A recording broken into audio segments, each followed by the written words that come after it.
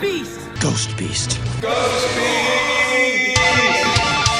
Horror podcast. I'm Todd. I'm Becca. And we're going to watch every horror movie ever made, unfortunately. Because we just watched Sleepwalkers from 1992, which might be the most 1992 movie I think I've ever seen. Yeah.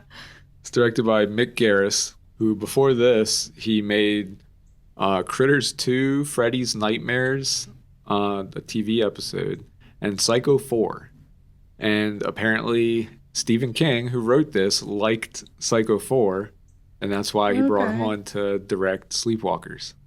I haven't seen Psycho 4, so I can't even really say. It's kind of crazy to me that there are 4 of those. Yeah, I don't think I even realized there was a 4th one. Wonder how many there are. I don't know. Well, we kind of wound up with this one because I think we've mentioned on here before our watch list is like 500 movies. And even though we like keeping up with new stuff, we felt like the 80s and 90s are kind of like our favorite eras, would you say, for horror? I think I love kind of something about every decade. You made me really appreciate like the 60s and the 50s. Yeah, I have to say I still think the 60s are kind of in my favorites too. I mean, like the 80s and the 90s, but I also really love the 60s. 60s got Spider Baby. But yeah, the 80s and 90s, I guess because of just how old we are, maybe that's why it's like there's something cozy about it. Like this is the kind of movie I could remember seeing just on like TV, you know, in the middle of the day on like USA Network or something. It's like that tier of weird movie that I think if you grew up with this, I could see this like forming part of your personality. Oh, yeah. You know? But maybe watching it now for the first time is a little different. Yeah. It's weird. It is like looking into this vortex, like this time hole, you know, it just really sums it up so much. And it's such a early Stephen King story too. This is like the weird era of Stephen King. Yeah. And I mean, the thing it's about, it's just, I think it's advertised as kind of like a vampire movie. Okay.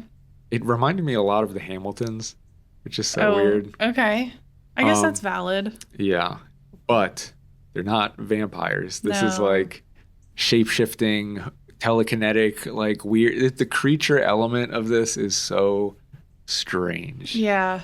It was honestly a little hard to connect the dots. Like, because in the beginning, they're showing all this, like, Egyptian hieroglyphs and stuff and, like, etchings on the walls. And it's like, okay, does this have to do with ancient Egypt? No, it doesn't. Just so you know, it doesn't. I just, like, I don't know. It's so hard to figure out, like, what is a spoiler for this? How do you spoil this? But it did feel like when I was reading about these shape-shifting creatures, it was like reading the back of, like, a action figure box.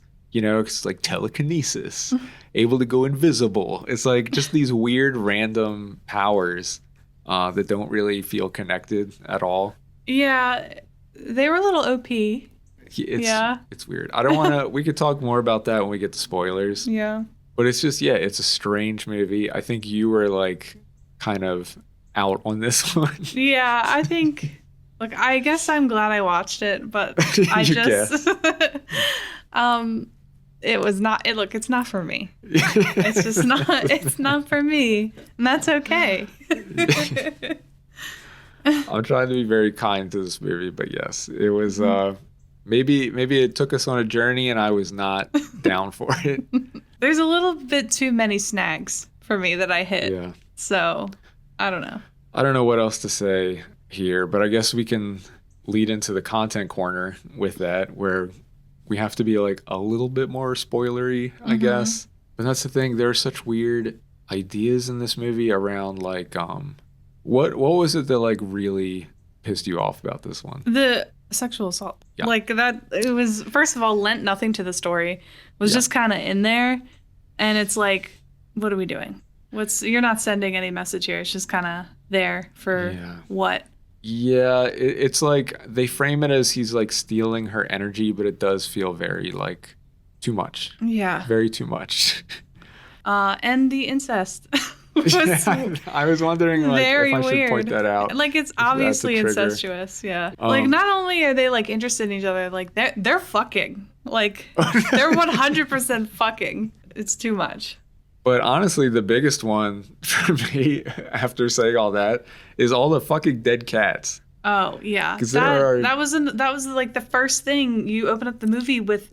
I think that I don't set even the tone know for how us. many dead cats. It's too many dead cats. They're like too many. hanging off of trees, and there is like violence against cats. Yeah, it's not. It's hard to honestly.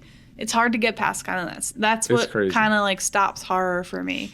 Is like, all right, I can't. I'm not this type of horror viewer. Like I can't do that. That we've talked before about how it does seem like this is part of a different age. You know, like I think people are way more sensitive to this stuff now. But in the 90s, they didn't give a fuck. They were just like doing whatever they wanted. No, and this has all the quintessential 90s things. So that's what I meant when I said like it's the most 92 movie. Yeah. So I don't know. I'm glad we saw it because it is like it's just fucking strange. It's strange. Like it's a good thing to have seen it. Has some like decent practical effects. Yeah, and like monster stuff. Yeah, visual effects. Yeah, and it gets like pretty violent too. Yeah. So it's just interesting to watch it. And I will say like as far as the dead cat thing, it is a little cathartic the way they wrap that up though. So I will give the movie that. It does. Yeah. Yeah. It kind of gives it away, but hey, what can we say? So I don't know. I don't recommend unless you're just like curious. Yeah. You know, like don't really expect to have a good time. It's weird. And I think maybe that resonates more with some people. Yeah, well, see, I wish I would have gotten more of the weird and a little less of all of the weird. Other things. You know, like... There's a difference between weird and weird. Because the aesthetics in this film were interesting. Interesting, yes. Yeah. Interesting like I said, to witness. It's very, like, you can see the trajectory of Stephen King. For, like, starting out with this kind of thing. And he got past it. But that's all I got. Do you want to just get into spoilers? Yeah. Okay. So, yeah, I don't know if they were, like, just really trying to go for being extreme. I saw that this was rejected a few times with a NC-17 rating. And apparently they had to tone down like the violence and some of the sexuality a little bit. This is the edited version? Yeah. So I think they were trying to really push it. Okay. And it's interesting because it's like I said, I could imagine just running into this on TV. It feels kind of like a made-for-TV movie, but it's just the way that it's pushing stuff is like, oh, you would never see any of this. Maybe that's why I never saw it on TV because they were just like, fuck that. But we're trying to figure out like our favorite scenes to give this part a little more structure. It's kind of hard for this movie to figure that out. I think like for me, it's not like so much a specific scene. It's just like every time that the cats got to fuck them up, I thought that was great. Yeah, that was really great. Yeah, it was just funny how like so much of the movie, they're just being stalked by cats and they have to set out traps and it's so weird. It's like, what is this? Like, do they eat cats? Like, what is going on? And when you see this, like, no, the cats just hate them so much. They want to fuck their shit up. Yeah. That's like, that's crazy. Yeah. Like, I can imagine the cat community being like, oh shit, did you hear this fucking shapeshifter moved in down here? Like, we gotta go fuck them up. That's so crazy. And whenever they do attack them, it's just so extreme. I mean, they kill her by like lighting her on fire. Yeah. Like that's fucking crazy. Yeah, it is. At least we know with Ares, we are safe from shapeshifters. Yes. But what was your favorite scene? Mine kind of falls into the same category as you. It's more like whenever it would happen, and it's whenever they would do the soul sucking. Oh, yeah. Because the visual effect is so silly, but it's like also kind of cool looking, like in a retro way. Like sucking a rainbow out of them. Yeah. Yeah, and it's effective. Sells funny. it. Yeah. It's just funny. I liked that. Yeah, I think our least favorites are like the sex between the mother lover. Like I don't know, the incest part of the movie is already weird. Yeah. It's like, is this actually his mom? I think he calls her mother, right? Yeah, when the movie started, I was joking, like, is this like a Twilight situation? Like, is this just like on the outside, everyone thinks they're mom and son, but because of, being hundreds of years old, they're actually not But I don't know. I don't think that was it, though. Wasn't the Hamiltons exactly like that? Wasn't there some weird like incest thing? Oh, I don't think there was. Oh, maybe. Yeah, there was. That's what I'm There saying. was. That's why I'm saying it reminds you. Did you forget about that part? I totally forgot. Okay. I guess I just blocked that part out. Yeah, that's true. Oh my God. But this one, like, they're also goes for vampires. Yeah. But this one, like, it fucking goes for it with that. Like, it gets very graphic with it. That was just like, all right, guys, like, what the fuck are we doing? And oddly passionate. Yeah. Oh, it's such a weird ass relationship. And that's the thing is, like, I think you're right that this is like Twilight. It's insane because it's like Twilight because he goes to a local high school because he has to get a virgin girl for his mom. I didn't understand that part very much. Doesn't he at one point say, like, does it have to be a virgin? Yeah, and she's I think so. Yes. Yes, it does. Yeah, it's a little weird. So it's like he's going to this high school and getting this girl to fall in love with him, but then he's actually trying to eat her. It's like the inverse Twilight, basically. But he also assaulted her. Oh, yes. Yeah. And tried to suck her soul out. Yeah. Yes. It's weird. I mean, he gets fucked up too, though. Yeah, he does. That's the nice thing is, like, she shoves, like, a corkscrew in his eye or something. And, yeah, I'll give it to him. The violence effects are pretty fucking crazy. Yeah, they are. Does he get his hand cut off at one point? He gets really fucked up. Remember? Yeah, he does. Was it the cats? Well, he looks fucking crazy when he's laying on the couch and he's like... Yeah, he got fucked up. Yeah. Yeah, the effects for the violence were maybe more extreme than I expected. And the, like, practical, like, when they show, I guess, their true forms, which are these weird, like, cat creatures. I don't know why the cats hate them so much. It's so weird. I don't know. I was thinking that, too, because I was like, they kind of look like cats. Do they not like them because they're like, what is this fucking human cat? Because I guess, you know, Aries wouldn't like that either, I'm sure. I think I got derailed. All right. I think sorry. We figured it out. I do think if a big human cat walked in, Aries would be like, that needs to leave. Get that thing the fuck out of here. Yeah. Yeah. Okay. I get it. Because, man, by the end, that's what's funny is, like, so there is that one, like, police officer who had, like, this big personality. He had his fucking pet cat. What a performance from that actor, too. Dude, nailed that part. Yes. Yes. And then they just instantly kill him. And it was like, what the fuck are we doing? I know. I want to watch the adventures of, Officer and Clovis or whatever. I wanted to see more of him. But it was great how, like, they really play up this cat. His name is Clovis. He is a character in this movie. That is his baby. Yes. And the way he, like, gets mad about losing his buddy. So he gets all the big cat gang together to go and get her. Like, that's such a funny story thread. Yeah. But that's one of the things that feels like really Stephen King. Yeah. He always does weird shit like that.